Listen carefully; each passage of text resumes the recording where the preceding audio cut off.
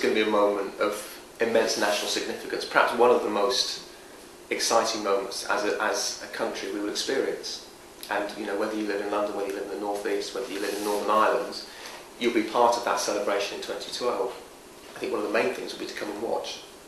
And we'll make every endeavour to make that as easy as possible. We've signed a deal with Thomas Cook, who are doing sort of short breaks to London, come down for however much it's going to be, overnight, watch an event, and come back again at an affordable price. Looking at scheduling so you can get up and down from the North East to London in a day, watch an event and come back again. So there'll be extra trains being put on.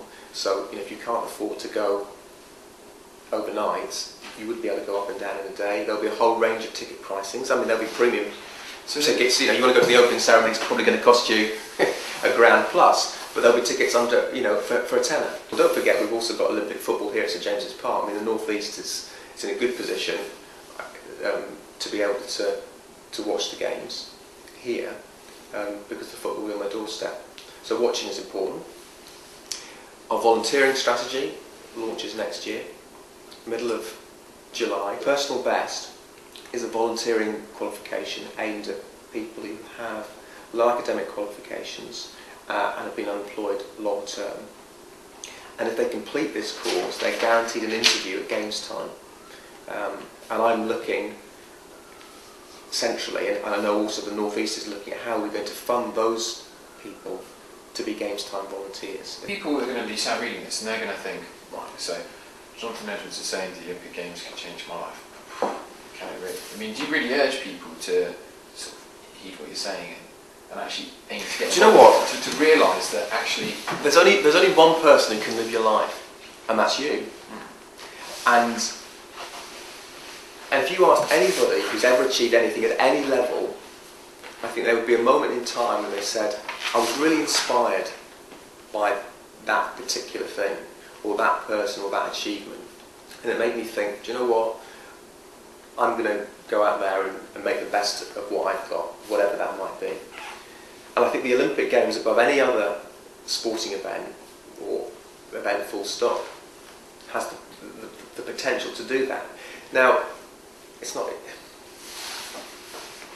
You've got to, I think, alongside of that, there's got to be opportunities. So it's about, having great sports clubs and having the opportunity to play sport at school and having, inspirational teachers. And, there's a whole... I think the Olympics can play a role in that, in inspiring young people and everybody to be the best that they can be.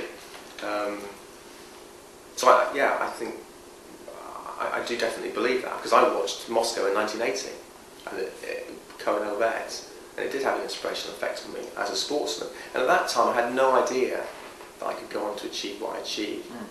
But it did give me an energy inside and an excitement which certainly drove me on. We've got the education programme, which I think is in about 400 schools across the North East, about 9,000 schools across the country. And this is a series of modules which are based around the Olympic and Paralympic values. And so it uses sport, and indeed, not just sport, sustainability. Cultural Olympiad broadly is just that 4-year period leading up to the Games. And if you go back to ancient times, and even in the early modern Olympics, you would have culture as a central part of the Olympic Games. It wasn't just about sport. We don't have any competitions now for culture in the Games itself. So that cultural programme, culminating in ceremonies, goes on for 4 years prior to the Games. So one of them, there's 10 major projects in the Cultural Olympiad. One of them is called Artists Taking the Lead. And there was a £500,000 commission for every English region, which was recently announced. One of them we haven't picked up on yet is the pre-Games training camps. We've already got Colombia and Sri Lanka signed up to come and train here prior to 2012. I think you look at the Newcastle and Gateshead councils, going down to the whole length of the North East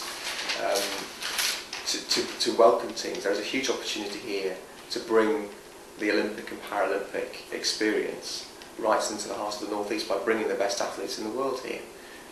So I say it's a great opportunity, culturally, educationally, and we shouldn't miss it.